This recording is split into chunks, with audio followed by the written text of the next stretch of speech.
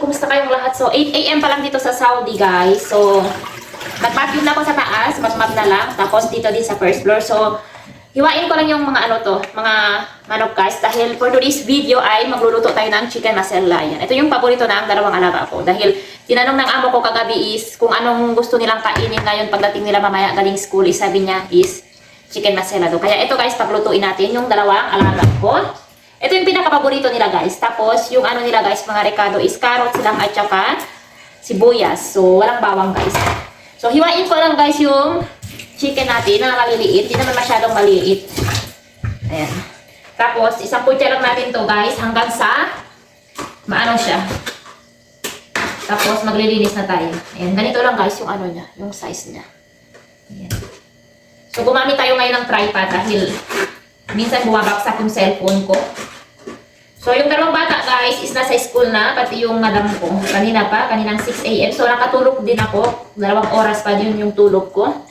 Ganyan talaga, guys, ginagawa ko kapag pumapasok na sila ng school. So, paglutuin natin sila, guys, dahil pagkagaling nila ng school, guys, is gutom na gutom yung mga yun. So, guys, balatan lang natin yung carrots. Tapos, hiwa-hiwain lang natin siya ng maliliit dahil i-ano natin to siya, guys. Parang i-prito natin siya yung parang golden brown lang siya. Tapos, i-blender natin siya. Or, kung wala kayong blender, guys, is food processor, guys. Ganon. Yan, guys. Tapos, ito yung sibuyas na gagamitin natin. 3 piraso. Dahil hindi naman masyado kalakihan yung ating sibuyas, guys. Yan, guys. Ang laki ng carrots namin. Yan. Gagamit tayo ng 3 sibuyas. Wala siyang masyadong guys. Masyadong kailangan na rekado. Ito lang. Sibuyas at saka carrots lang, guys. Tapos i-blender nyo lang yan. Kung wala kayong blender nga, food processor, guys, ang gagamitin nyo. Mas maganda. Ayan. Ito lang ang gagawin natin, guys, sa sibuyas natin at carrots. Wala tayong guys. Wala tayong bawang. Ako lang naman yung na ito.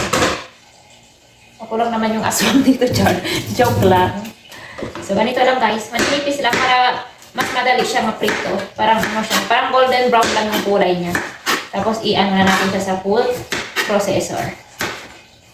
Natin ito siya. Dahil, pag ilagay natin ito siya sa blender or food processor, guys, is pinagsabay ko din na siya, guys. Kung napapansin nyo, guys, is sobrang kapal ng jacket ko, guys. Winter na ngayon dito sa Saudi. Sobrang lamig na naman, guys. Grabe. Lalo na sa labas. So, ayan, guys. Isa na natin ang ating kalan. Para hindi na muna natin, guys, maglagay ng tubig dahil maraming tubig yan, guys. Oh. Mamaya, nakapagtuyo na talaga siya. Ayan. Lalagyan ko lang siya, guys, ng konting asin. Excuse me. Dahil yung cam natin is ayan. Maglagay lang ako, guys, ng konting asin dito. Para may lasa na siya. Guys, ito na yung chicken natin, guys. Malambot na siya. So, ayan.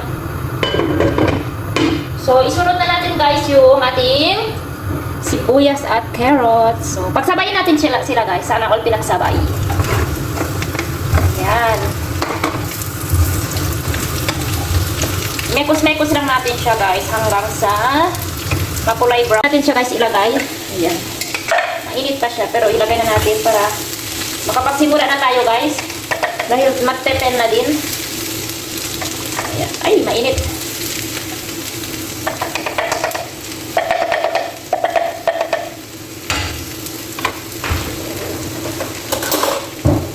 Guys. Ayan. Tapos na din ako maglinis, guys. Ayan. Dahil habang nakasalan yung guys, is naglilinis din ako. Ganyan yung ginagawa ko. Pinagsabay-sabay ko, Char. Sana pinagsabay-sabay.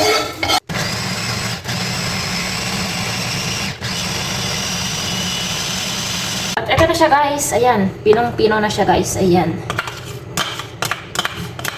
So, simula na tayo, guys. So, ito, guys, yung gagamitin natin, cooking cream. First time ko to siyang gamitin dahil yung mga unang binibili ng aking amo is iba, hindi siya ganito. So, try natin to siya, guys. Kung okay din ba. Pero okay lang din. Wala yung pag-isa-isa, guys. Ganyan lang yan. So, ilagay na natin, guys, yung carrots at saka yung onion. Ayan. Ayan lang siya kadali.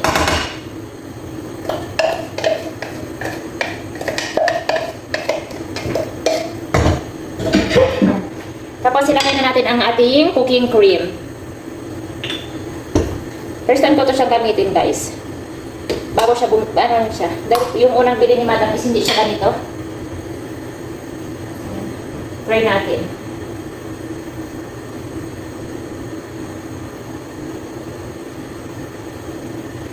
Yung manok is naglagay na ako ng asin.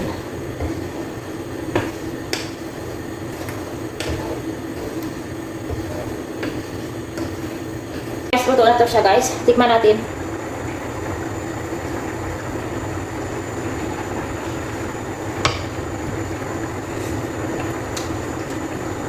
Okay na siya, guys.